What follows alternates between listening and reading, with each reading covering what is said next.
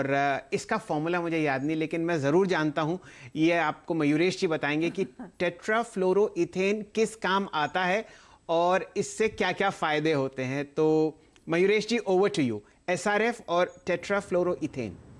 तो शैल जी, पहले तो मैं बताना चाहता हूँ दर्शकों को कि I think you are not only good in chemistry but you are very very good in economics as well. तो आई थिंक ये तड़का तो बहुत जबरदस्त है, तो no two ways about it. नहीं, जहां तक आई थिंक ये न्यूज का सवाल है, I think it's very very positive, क्योंकि अगर एंटी डंपिंग आती है तो I think stocks like SRF और जो हर्षदर जी का Navin and also I think Gujarat fluoro, I think they benefit significantly, क्योंकि आई थिंक जो रेफ्रिजरेटिंग गैस रहते हैं I think and the chemicals that you use for even the technical textiles, यहाँ पे आई थिंक एक जबरदस्त टूल मिल सकता है in terms of domestic volumes increasing significantly for SRF. पिछले तिमाही में हमने देखा था कि आई थिंक जो नई कैपेसिटी ऐड कर रही है एसआरएफ, वहाँ पे स्पेशलिटी केमिकल बिजनेस यूनिट्स के यूटिलाइजेशन लेवल बढ़ेंगे, and if this is implored I think the volume growth along with price growth should be quite significant. HFC के प्राइसेस हार्डन हो रहे हैं, तो I think that should benefit revenue and EBITDA growth अगले कुछ तिमाहियों में। और जो रेफ्रिजरेशन गैस का डिमांड है that has recovered significantly, इसलिए replacement plus OEM demand should probably create that amount of cash flow improvement for SRF. So yes, I think positive news रहेंगी तीनों स्टॉक्स के लिए। जी हाँ, पॉजिटिव व्यू रहेंगे। इस पे एक टेक्निकल चेक लेते हैं। क्यों, देखिए, एक तो आपने खबर समझी, लेकिन जहां तक टेक्निकल प्रोस्पेक्टिव का सवाल है, टेक्निकल रुझान का सवाल है, ये स्टॉक वीक पड़ रहा था। शुक्रवार की कैंडल देखिए, कितनी गजब की, अगर आप देखें, सेलिंग थी यहाँ पर और वॉल्यूम्स भी ठीक ठाक थे। कविता, आपकी राय। देखिए, ये एक बार फिर से वही करके आया जो कि इसने पोस्ट अर्निंग किया था 22 जनवरी को। अर्निंग्स के बाद 50 डेमा को लगभग 100 रुपए के फ्रैक्शन से वॉलेट किया, फिर पुल बैक देके चला गया। शुक्रवार का बिहेवियर भी वही था। आप कैसे अप्रोच करेंगी, इस पे प्रेशर पॉइंट्स क्या होंगे और नीचे के लेवल क्या एक्सपेक्ट कर रही हैं, और अगर आप शॉर्ट कवरिंग आनी है तो किस लेवल के ऊपर आएगी? Yes Viren ji, as you told कि ये 50 दिन के एवरेज के बाद पहले भी एक बार वॉलेट किया और उसे बाउंस कर चुका था, लेकिन कल का कैंडल जो है वो काफी इज लाइक स्ट्रॉन्ग दिखा है और स्ट्रेंथ भी कुछ वीक होते हुए दिखी है। मुझे लगता है 5414 जो कि कल का दिन का लो है, अगर वो टूटता है तो इसमें हम सेलिंग के लिए कुछ सोच सकते हैं फॉर इंट्राडे पर्सपेक्टिव। अदरवाइज अगर आप इसका वीकली चार्ट देखें तो काफी strong higher high higher bottom formations है।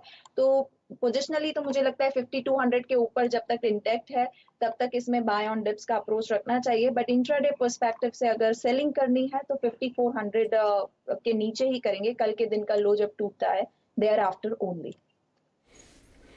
चलिए, ये राय एसआरएफ पर आती हुई दिख रही है और एक अच्छे सपोर्ट 50 EMA के आसपास आपको ये सपोर्ट लेता हुआ दिखेगा 3 दिन की गिरावट के बाद।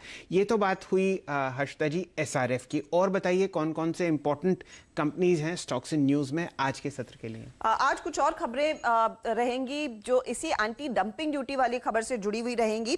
तो JNFC की ओर से के लिए एक अपडेट आया है कि चीन समेत दूसरे देशों से इंपोर्ट होने वाले एनीलाइन पर एंटी डंपिंग ड्यूटी 5 साल के लिए लगा दी गई है। याद रखिएगा, JNFC ने दरअसल इस पर इन्वेस्टिगेशन की मांग की थी और DGTR ने इनफैक्ट ये कह दिया है कि 5 साल के लिए एनीलाइन पर इंपोर्ट ड्यूटी लगाई जाएगी। आज इसी के साथ आप ध्यान रखिएगा, एक और छोटी कंपनी है HOCL, Hindustan Organics chemical limited, जो इस पर्टिकुलर प्रोडक्ट को भी बनाती है। साथ ही साथ सीमलेस ट्यूब्स, पाइप्स, होलो प्रोफाइल, आयरन अलॉय और नॉन अलॉय स्टील पर भी एंटी डंपिंग ड्यूटी आगे जारी रह सकती है। ये प्राइमरीली चीन से इंपोर्ट होने वाला माल है और दरअसल इस particular continuation of anti dumping duty की मांग ISMT और जिंदल सौ जैसी कंपनियों ने की है। महाराष्ट्र सीमलेस भी उसी बिजनेस में है। तो मेटल से पाइप बनाने वाली कंपनियां आज रेडार पर रहेंगी क्योंकि इस पर पहल फिर से DGTR ने शुरू कर दी है। तो ये वो तमाम खबरें हुई जो एंटी डंपिंग ड्यूटी से जुड़ी हुई हैं। अच्छा, मेटल्स आप रेडार पर रखिएगा, खासतौर से कॉपर से जुड़ी हुई कंपनियां, क्योंकि कॉपर दरअसल 9 सालों की ऊंचाइयों पर पहुंच गया है।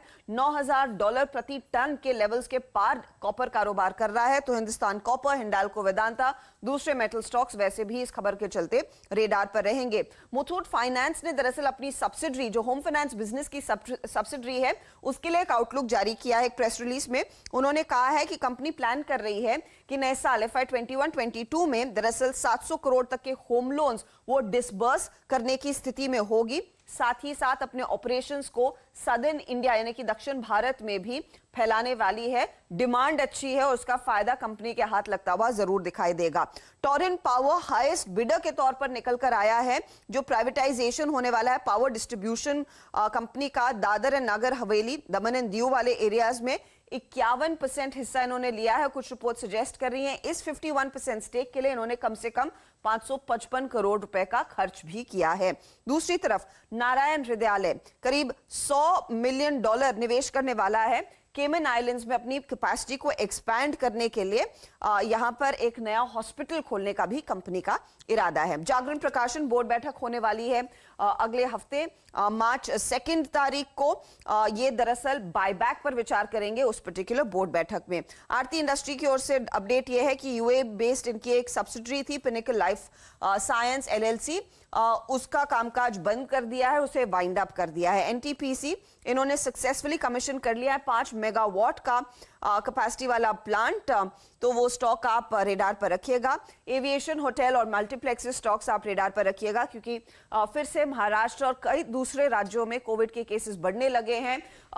सरकारें तैनात हैं, एक्शन लिया जा सकता है, तो सेंटिमेंटली दरअसल इन कंपनियों के लिए या फिर इन सेक्टर्स के लिए एक नेगेटिव जरूर है। इस बीच कोलकाता में आइनॉक्स ने एक और मल्टीप्लेक्स खोल दिया है 422 सीट्स वाला, 2 स्क्रीन वाला। अच्छा, आखिर में एविएशन कंपनियों में जेट एयरवेज का जो नया मैनेजमेंट है जलान कालरॉक मिलकर उन्होंने बयान दिए। उन्होंने ये साफ कह दिया है कि जेट 2.0 प्लान था समर सीजन में दरअसल इसको लॉन्च करने का, और समय लग सकता है, 6 महीने का और समय मांग रहे हैं। उन्होंने कहा है कि कुछ लीज एयरक्राफ्ट्स को लीज पर लिया जाएगा, लेकिन मोस्ट इंपॉर्टेंटली स्लॉट्स की जो बातचीत है वो अभी भी चल रही है। दिल्ली मुंबई में स्लॉट्स उनको लग रहा है थोड़े से मुश्किल होगा हाथ लगना, लेकिन बाकी एरियाज में स्लॉट्स खाली है तो वहां पर कंपनी के लिए एक पॉजिटिव रहेगा। इनफैक्ट हमारे सहयोगी रोहन सिंह ने जो जलान कालरॉक कंसोर्शियम के लीड है मुरारी लाल जलान, उनसे बातचीत की, उसका एक अंश आप सुन लीजिए। हम भी उम्मीद कर रहे थे, हम चाहते थे कि समर से स्टार्ट हो जाए। समर से स्टार्ट होने से हमको पीक सीजन मिलता, this was the advantage, but I would say कि वी वेर टू ऑप्टिमिस्टिक, जो कि हमको नहीं होना चाहिए था। तो अब 2-3 महीने एक्स्ट्रा लगेंगे, कोई दिक्कत वाली बात नहीं। I think we may be in a position to start maybe June, July. Slot is not an issue, I don't know, because मेरे को ये बात जो एविएशन मिनिस्ट्री में जब मैं मिला था तो वो लोग भी मेरे को ये बोल रहे थे कि आप ज़्यादा इसके लिए कंसर्न है, जो कि आपको नहीं रहना चाहिए। आप एयरलाइंस की बाकी प्रिपरेशन पे ध्यान दें, आपको स्लॉट की कोई चिंता ना करें। और we were very much optimistic कि आई डोंट थिंक कि कोई हमको ऐसी कोई तकलीफ आएगी स्लॉट्स की। चलिए हर्षदा जी, एक भी हवाई जहाज पिछले 2 साल से जेट एयरवेज का नहीं उड़ा, लेकिन बाजार में इतनी उम्मीद थी इस काउंटर से। आप देखिए 109 रुपये 5 पैसे पर आपने इसको फ्राइडे को बंद होता हुआ देखा, 5% ऊपर। तो कैसी रहेगी उड़ान ये तो समय ही बताएगा, लेकिन बाजार है और बहुत पहले किसी चीज़ को डिस्काउंट कर देता है होने से पहले। ये देखिए हम लोगों ने इसको 2 डिजिट्स में देखा था 20 रुपये 22 रुपये के आसपास पिछले सितंबर में, और अब आपके सामने 109.50 पर। तो जेट एयरवेज की सर्विस बहुत बढ़िया हुआ करती थी। एक टाइम में इसको एशिया की बेस्ट एयरलाइंस का भी खिताब मिला था। तो जितने प्लेन्स हवा में उड़े उतना अच्छा है भारतीय अर्थव्यवस्था के लिए। चलिए, ये तो कहानी हुई जेट एयरवेज की और स्टॉक्स इन न्यूज़ की। वापस जुड़ते हैं यतिन जी से। यतिन जी बताइए, और कोई अच्छी ब्रोकरेज हो आपके पास जिस पर आज ध्यान रखना चाहिए हमें? तो शैल जी, अंबुजा सीमेंट फोकस पर रहेगा। काफ़ी सारे ब्रोकरेजेस की यहाँ हमको रिपोर्ट दिखाई दी है नतीजों के बाद। टारगेट है 300 सवा 300 के बीच में, तो अगर आप आउटलेस को हटा दें तो 325 का एवरेज टारगेट यहाँ हमको देखने को मिल रहा है।